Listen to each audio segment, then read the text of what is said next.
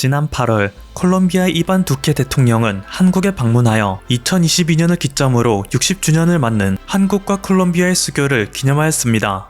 특히 이날 한국과 콜롬비아는 약 70년 전 콜롬비아가 한국 전쟁에 참전했을 때부터 인연을 맺어왔기 때문에 변하지 않는 우정을 돈독히 다지는 시간을 가졌는데요. 중남미 지역에서는 콜롬비아만이 유일하게 한국 전쟁에 참전한 국가였기 때문에 우리에게 주는 의미도 매우 컸습니다.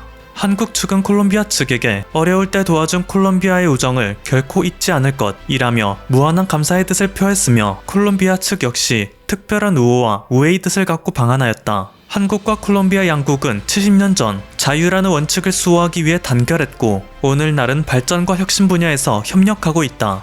특히 콜롬비아는 한국이 코로나19와 같은 어려운 상황에서 콜롬비아에 내민 도움의 손길을 결코 잊을 수 없다 라는 인사의 말을 건넸죠.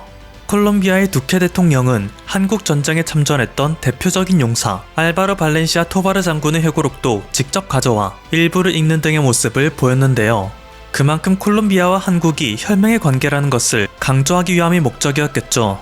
실제로 이날 두케 대통령과 함께한 일행 중에는 1952년 1월부터 12월까지 콜롬비아 파견대대 소대장으로 한국 전쟁에 참전하여 현재는 콜롬비아 참전용사 장교 회장을 맡고 있는 로드리게스 옹, 1952년 12월 콜롬비아 육군 병사로 파병되어 이듬해에는 180고지 및 불모고지 전투 등에 참전하여 현재는 콜롬비아 참전협회장을 맡고 있는 로사노 옹도 있어 이날 두케 대통령과 태극기 앞에서 사진을 찍기도 했습니다. 그리고 이날 두케 대통령과 함께하지 못했던 나머지 콜롬비아 참전 영웅들은 얼마 지나지 않은 시점 지난 11월에 한국 방문을 성사시킬 수 있었는데요. 그들의 노고를 결코 잊지 않은 대한민국 국가보훈처가 UN 참전용사 국제추모의 날 행사에 그들을 초청한 것이었습니다. 그리고 이들 중에는 1952년 12월부터 1954년 5월까지 근 2년의 시간 동안 피 비린내 나는 한반도에서 자신의 젊은 인생을 바쳐주었던 알바로 씨도 있었죠. 그는 특별히 자신 아들과 함께 한국을 찾았는데 67년 만에 방문한 한국입니다. 내가 목숨을 걸고 지켰던 나라가 이토록 발전한 것을 보니 이제는 정말 여한이 없을 것 같습니다 라며 눈물을 훔치기도 했습니다. 그는 고령일 뿐만 아니라 오랜 지병도 있었기 때문에 한국에 입국하기 전부터도 이미 참전 이후 처음이자 마지막 방한이 될 것 같다 라고 말해왔었기에 이번 한국 방문이 그의 인생에 있어 지닌 의미는 매우 컸을 것입니다. 그런데 문제는 그의 방한 일정 도중 터졌습니다. 하필이면 자신의 고향과 지구 반대편의 머나먼 땅에서 오랜 지병이 악화되어 목숨의 위협이 찾아온 것이었는데요. 그는 악화된 지병으로 몸 상태가 급격히 나빠지는 와중에도 67년 전 몇 번이고 죽음의 위기를 넘겼지만 저는 결국 살아남아 고국으로 돌아갈 수 있었죠. 하지만 저와 함께 참전했던 동료들의 시신을 두고 돌아간 이후 저는 67년 동안 하루도 마음이 편했던 적이 없습니다. 어쩌면 그때의 땅으로 돌아온 지금 위기가 온 것은 군인으로서 저의 운명을 받아들일 때가 된 것이 아닌가 싶습니다. 저는 여기서 눈을 감아도 여한이 없습니다 라며 의연한 모습을 보였습니다. 그런데 이것을 가만히 지켜볼 한국이 아니었습니다. 67년 전에는 우리의 의지는 아니었지만 전 세계 수많은 젊은이들을 사지로 몰아넣을 수밖에 없었습니다. 우리에게는 그들의 목숨을 지켜줄 능력이 있기는커녕 그들 덕분에 생명과 자유를 구원받는 입장이었기 때문이죠. 하지만 이제는 그때의 대한민국이 아니었습니다. 67년 전에도 참전 용사들이 고국으로 몸 건강히 돌아갔듯 이번에도 그들을 고향의 품으로 건강히 돌려보내는 것은 감히 헤아릴 수 없는 빚을 짊어진 우리의 의무였습니다. 그럴 만한 경제력도 기술력도 충분한 대한민국이었습니다. 알바로 씨의 몸 상태가 나빠진 것을 체크한 한국 측은 그 즉시 그를 가장 가까운 대형 병원인 충남대 병원으로의 긴급 입원 절차를 수행했습니다. 그리고 최고의 의료진, 최고의 의료 기술력을 바탕으로 알바로 씨는 극진한 보살핌과 처치를 받으며 기적적인 회복을 할 수 있었는데요. 알바로 씨와 함께했던 콜롬비아 일행은 콜롬비아였다면 절대 불가능했을 일이라며 감동했습니다. 애초에 그의 지병은 콜롬비아의 의료 기술력으로는 더 이상 악화를 막는 것이 불가능하여 그의 몸은 점점 기력을 잃어가고 있었고 그는 죽음의 문턱에 가까워 있었습니다. 그리고 앞서 말하였듯 군인으로서 전장에서 죽고 싶다는 열망, 전우를 머나먼 타지에 두고 떠났다는 죄책감, 동료들과 함께 목숨 바쳐 지켜낸 그 가난한 대한민국이 얼마나 발전했는지를 죽기 전에 두 눈으로 보고 싶다는 열망, 이 세 가지 이유 때문에 그는 한국에서 자신의 지병이 악화되어 고향 땅으로 다시는 못 돌아올 수도 있다는 위험성이 있음에도 결국엔 한국행 비행기를 타고 말았던 것인데요. 대한민국은 오히려 그를 한국으로 오기 전보다 훨씬 건강한 상태로 만들어 고향으로 돌려보낸 것이었죠. 그를 담당했던 한 의사는 이렇게 말했습니다. 67년 전 몸 건강히 고향으로 돌아가셨으니 이번에도 그를 몸 건강히 돌려보내야 할 의무가 저에게 있었습니다. 우리는 한국전쟁에 참전했던 용사들의 고귀한 뜻에 평생 감사하고 있습니다. 참으로 감동적이지 않을 수 없는 사연이죠. 그런데 사실 이토록 감동적인 한국과 콜롬비아의 우정 이야기는 과거 우리의 인연을 닿게 해준 콜롬비아의 한국전쟁 참전 과정을 살펴보면 더욱 인상적으로 다가오게 됩니다. 1950년 6월 25일 북한은 한반도 적화 통일을 위해 불법적인 기습 남침을 강행하였습니다. 당시 남한에 비해 압도적인 군사무기를 보유했던 북한은 파죽지세로 남하하며 4일 만에 수도 서울을 점령했는데요.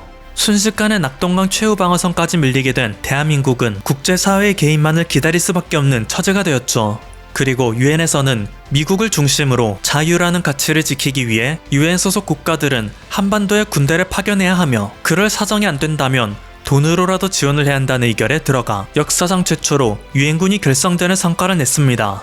물론 미국이 주도한 유엔군의 결성에는 겉으로는 자유를 수호한다는 명목이 있었지만 그 속에는 제각기 추구했던 이익이 따로 있었는데요.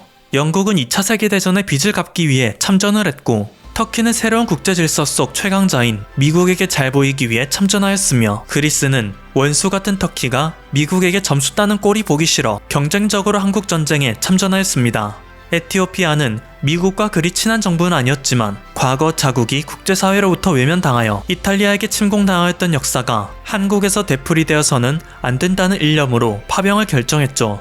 그리고 오늘의 콜롬비아는 다른 어떤 나라보다도 독특한 이유로 인해 대한민국의 파병을 결정하였는데요. 당시 콜롬비아의 정부는 보수당이 집권하고 있는 정치판에 호르헤 가이탄이라는 인물이 급부상하고 있었습니다. 호르헤 가이탄은 떠오르고 있던 민중의 대스타로 썩어 문드러지고 있던 콜롬비아의 보수 정치를 갈아엎겠다며 다음 대선에서 당선 확정이었다 해도 과언이 아니었죠. 그런데 이를 안이 꼽게 보던 콜롬비아의 보수당은 호르헤 가이탄을 암살해버리는 희대의 병크를 터뜨렸고 이에 분노한 콜롬비아 시민들은 대규모 시위를 펼치며 콜롬비아 정부의 즉각적인 총사퇴를 촉구하기에 이릅니다. 이후 보수당은 연립정권이라는 허울 좋은 대안으로 국민들을 진정시키려 했으나 바보가 아니었던 콜롬비아의 학생, 지식인층이 계속 반발하자 콜롬비아 보수당은 그때부터 과격한 대응에 나섰습니다. 학생들과 지식인들을 빨갱이라는 명목하에 체포하고 신문사를 해산시켜버리고 대학을 강제 휴학시키는 등 대한민국의 독재 시절 있었던 일과 똑같은 일이 눈앞에 펼쳐졌습니다. 그리고 일부 시민들은 반란군을 결성하여 동부평원지대에서는 게릴라전이 오랜 기간 일어날 정도로 콜롬비아는 장기간 내전 상태에 돌입하고 있던 와중이었죠. 물론 약간의 무기만 쥐고 있을 뿐 아무런 군사훈련도 받지 않은 상태의 시민들을 상대로 정부군이 고전하는 것은 쉽게 상상할 수 없었습니다. 국제사회는 이들의 내전이 조만간 끝날 것이라 점치며 그다지 많은 관심을 주지 않고 있었는데요. 문제는 콜롬비아의 정부군도 오합지졸인 건 마찬가지였던 거죠. 오합지졸 시민군의 게릴라와 비등하게 싸우던 콜롬비아 정부군은 자신들의 문제가 실전 경험이 없는 군인들이라는 것을 깨닫습니다. 또한 그들이 보유하고 있는 무기 역시 현대화가 덜 되어 정부군으로서의 이점이 전혀 없는 상태였습니다. 그래서 콜롬비아 정부는 이를 타개할 만한 대책이 필요했는데요. 이때 바로 한국전쟁이 터진 것이었습니다. 하필이면 지구 반대편의 한반도에서 제3차 세계대전이라고 해도 무방할 전쟁이 터진 상태였기에 이곳에 군대를 파견해서 살아 돌아오면 그 부대는 사실상 세계에서 가장 강력한 부대가 된 상태라 해도 과언이 아닐 것입니다. 더군다나 콜롬비아 정부는 현재 빨갱이를 탄압한다는 명분으로 독재 정치를 펼치고 있으니 한국 전쟁에 참전하는 것만큼 자신들의 정권을 정당화할 방법은 없었을 테죠.